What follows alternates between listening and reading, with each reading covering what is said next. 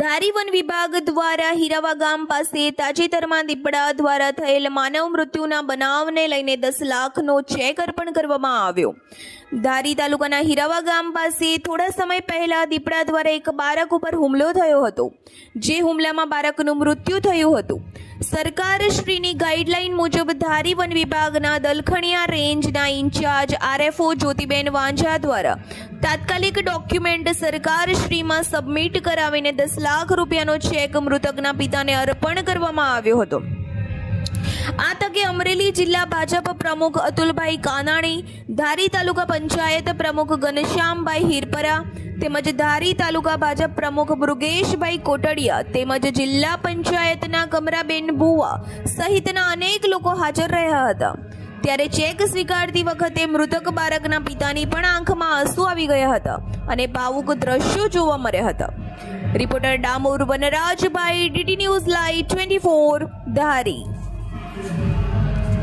ગત 28 ફેબ્રુઆરીના રોજ ધારી તાલુકાના હીરાવા ગામના ખેડૂત ખાતેદારના એક વાડીમાં ભાગ્યા તરીકે કામ કરતા મજૂર પરિવારના એક દીકરા ઉપર રાત્રિના સૂતા હતા ત્યારે હિંસક પ્રાણી દીપડાએ હુમલો કરેલ અને આ નાના બચ્ચાને એનું મોત નિપજાવેલ। ત્યારે વન વિભાગ દ્વારા ત્વરિત કાગળો કરી અને પીડિત પરિવારને વહેલી તકે સહાય મળે એના માટે બધા જ પ્રયત્નો કરીને આ પીડિત પરિવારને આજરોજ આગેવાનોના હસ્તે રૂપિયા 10 લાખનો ચેક જે ગુજરાત સરકારની સહાયની યોજના છે એના હેઠળ આજે આપવામાં આવેલ છે।